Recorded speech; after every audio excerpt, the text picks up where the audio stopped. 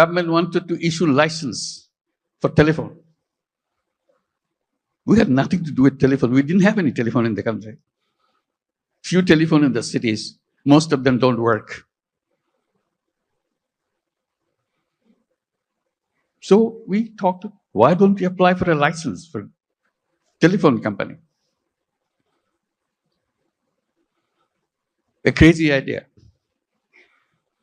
Government asked, what do you do with a telephone company?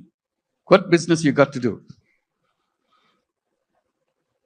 I said, we'll give it to poor women. They laughed at us. To make a long story short, we got the license, called it Grameenphone, because we had the Grameen Bank, Grameenphone.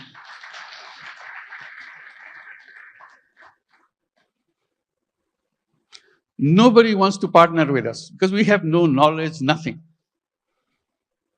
Because Bangladesh is no place for mobile phone.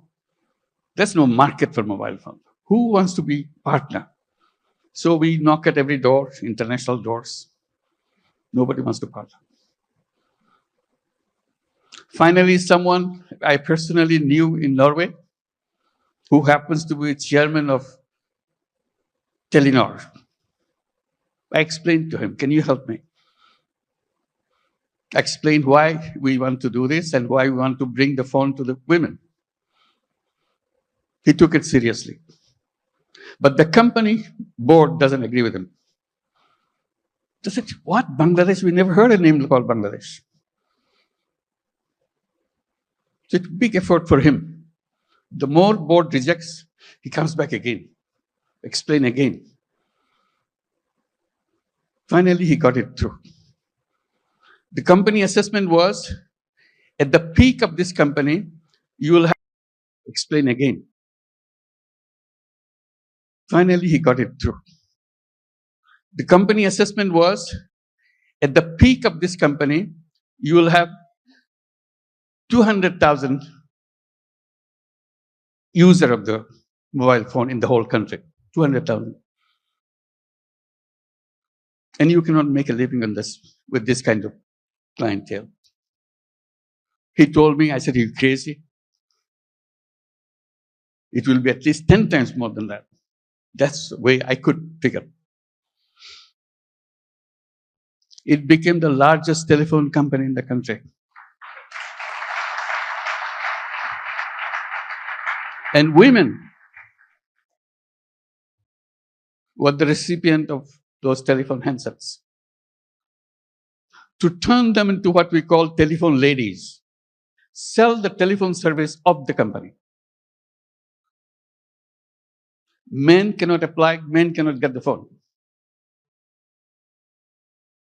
Only poor women of Grameen Bank, not all women, only poor women of Grameen Bank can get a phone. Totally illiterate, has nothing to do, doesn't even know what a phone is. We train them. They started selling the service, saying, if you want to make a phone call to your son in the Middle East, in the meantime, Middle East saga began. So people wanted to talk. It became a roaring business. Soon, 100,000 women selling telephone service all over Bangladesh. It became so popular, everybody wanted to have a phone. Changed the whole company. At that time, there are other companies coming up around the world. They were focusing on their cities. The newspapers were covering us, not them. It became well known. So they started copying. For the first time, the idea came, phone have some use in the villages. They had no idea at all. The telephone has any meaning in the villages. They're always concentrated on the cities. Telephone industry globally changed.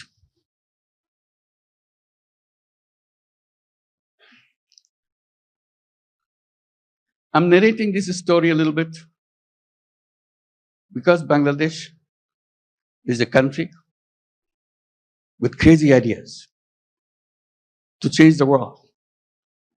Make things happen.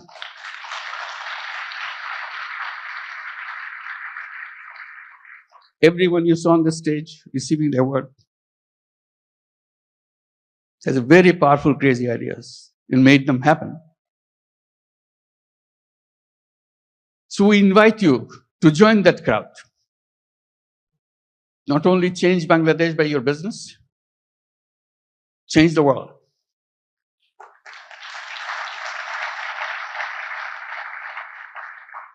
I keep reminding people, yes, you want to make profit, go ahead, make profit. Maximize as much as you can. But we can add a little piece into it. Social purpose. You don't have to get disrupted by that. It's something that you can do, you have fun. Like many of you do already. So if you want to make a business with a purpose, along with the business that we do, Bangladesh is the place.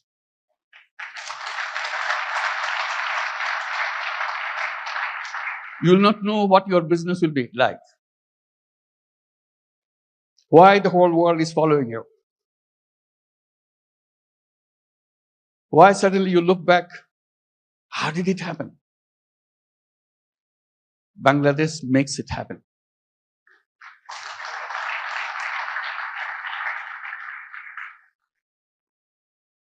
Always people explain how happy you got, you make money, we show the bottom line, fantastic thing.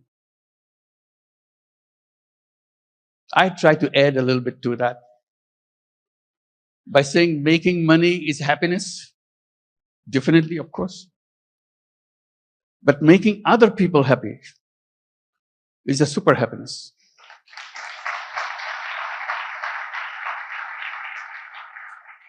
If you have business in Bangladesh, you will have both happiness and super happiness. That you get extra with no cost. You'll be proud of what you have done. Like the people who stood here felt that. Super happy. Did something which impacted in people's lives massively. With a country of famine, we're now talking about global entry to the businesses and everything. And at the same time, I'm just pointing out, which has been pointed out already, we don't look at Bangladesh alone. It is only one piece of the economy. We see the whole region, very powerful region, lots of resources. We work together, facilitate each other. It's not the business to grab everything out of you. It's a competition. You grab things. We twist a little bit. You earn money, but earning money together, changing the life of the people together, is a fun, is something that immeasurable. And each of your company can enjoy that super happiness by expanding and reaching out. Reaching out, the impact that you make, you never explored. Just a little opening. That's the magic. Changes the world. They said business is the most powerful mechanism by which you can change the world. But we are trained to focus on some so narrow thing. We miss out the world.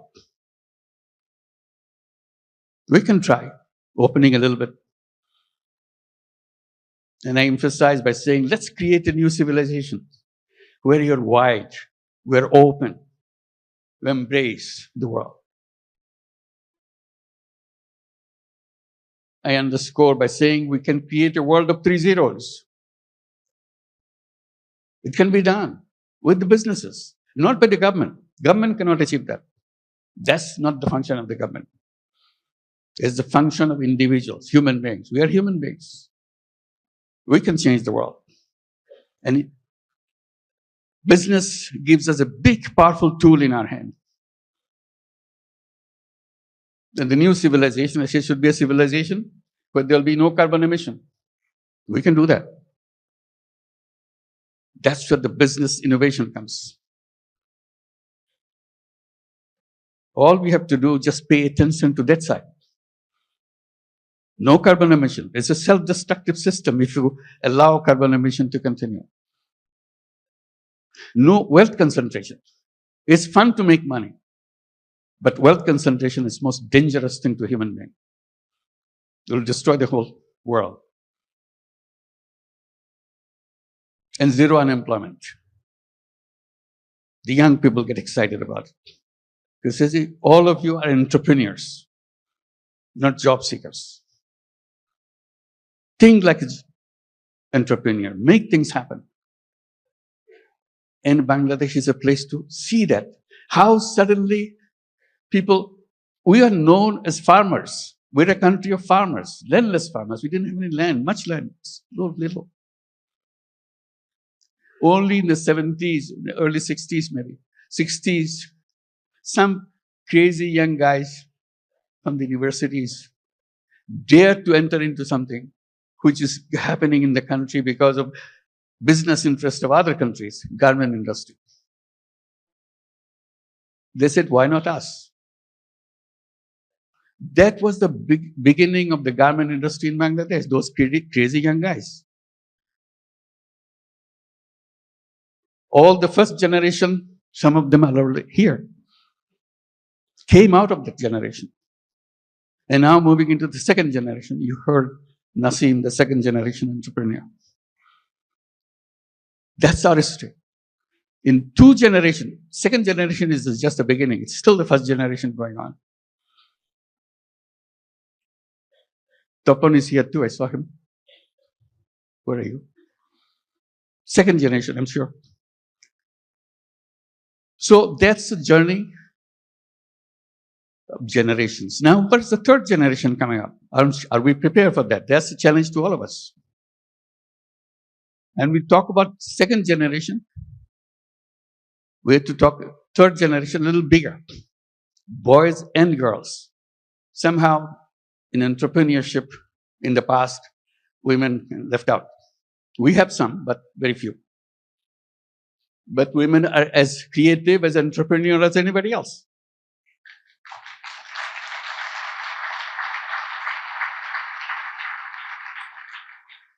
Together, those young generation will change the world. They have the technology, they have the creativity, innovativeness, and problem-solving ideas. We don't have to look at the problem the same old way that we did it 50 years back. Waiting for the government to do something. We people can do that. That's a chance. So today it makes me very happy that we can gather together, and talk about creating that world. It's not just business in a limited idea, which is good, but you can have another space remains unutilized. Let's use this too. And Bangladesh, the business in Bangladesh is not only for Bangladesh, that's the point. It could be for the whole world. Whoever thought that microcredit, which started in a tiny little village, now would be a prime business in the United States, Grameen America.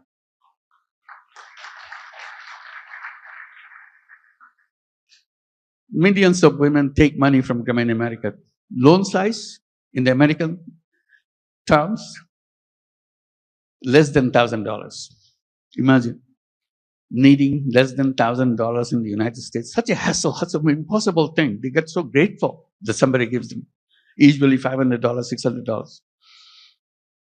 Now the whole Grameen America became annually about $2 billion a year.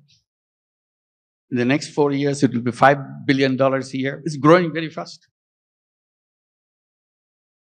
So little things. In that sense, Bangladesh ground is very fertile. you put a little bit of seed, it becomes global.